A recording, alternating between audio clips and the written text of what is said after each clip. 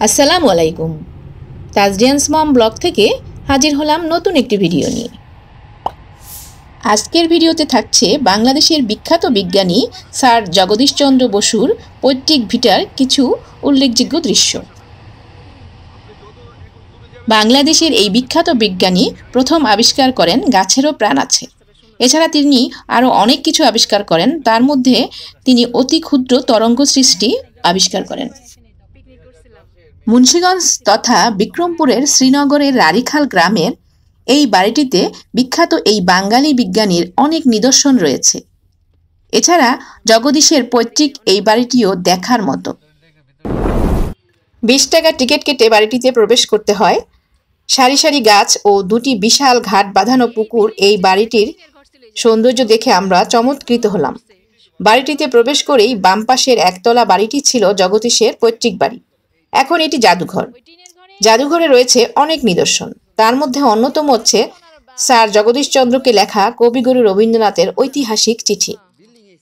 এছাড়াও রয়েছে বিজ্ঞানীর আবিষ্কারের বিভিন্ন মডেল, ফটোগ্রাফ, গবেষণাকর্ম, তার নিজ হাতে লেখা পাণ্ডুলিপি, আর রয়েছে দুর্লভ কিছু ছবি। স্যার জগদীশচন্দ্র বসুর আশ্চর্য সব আবিষ্কার দেখে সুবিখ্যাত বিজ্ঞানী আইনস্টাইন বলেছিলেন, জগদীশচন্দ্র বসুর প্রতিটি আবিষ্কার বিজ্ঞান জগতে এক একটি বিজয় স্তম্ভ। জগদীশচন্দ্র বসু কিন্তু অনেক লেখা শিশুদের জন্য লিখেছেন। তার লেখা নিরুদ্দেশের কাহিনী বাংলা ভাষায় প্রথম বৈজ্ঞানিক কল্পকাহিনী। এটি পরে পলাতক তুফান নামে জগদীশচন্দ্রের অব্যক্ত নামক বইয়ে ছাপা হয়েছে। 1915 সালে ব্রিটিশ ভারত সরকার তাকে নাইট উপাধি দেন, তাই তার উপাধি সহ নাম হয় স্যার জগদীশচন্দ্র বসু। স্যার জগদীশচন্দ্র বসু একজন বিশ্বখ্যাত বিজ্ঞানী। তিনি বাঙালির গৌরব। পৃথিবীকে দেখিয়েছেন বিজ্ঞানের নতুন পথ।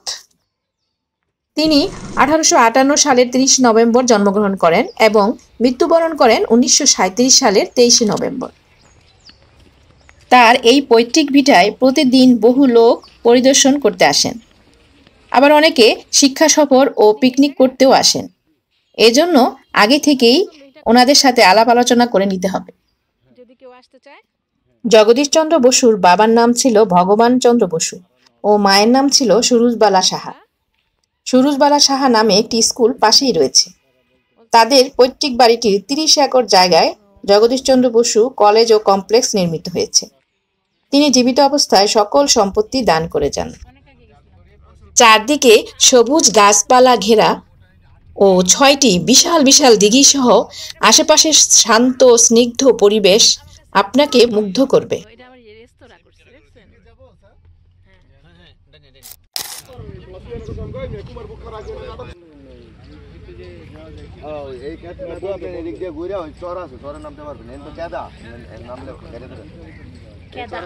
মুন্সিগঞ্জ এসেছি, মাওয়ার শিমুলিয়া ঘাটে যাব না তা কি হয়? এছাড়া দুপুরের খাবার তো খেতে হবে। ঝালমুড়ি খেতে খেতে পদ্মা নদীর সৌন্দর্য দেখব কি? ব্রিজের নিচে বিশাল জলরাশি এখন চরে রূপান্তরিত হয়েছে।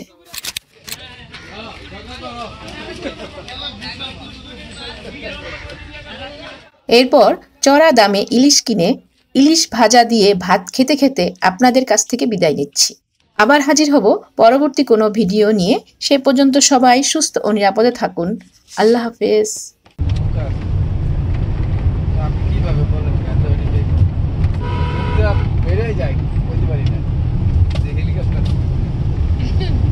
এই রোডটার কথা কইছে, একটা অটো এলে আর কি সমস্যা।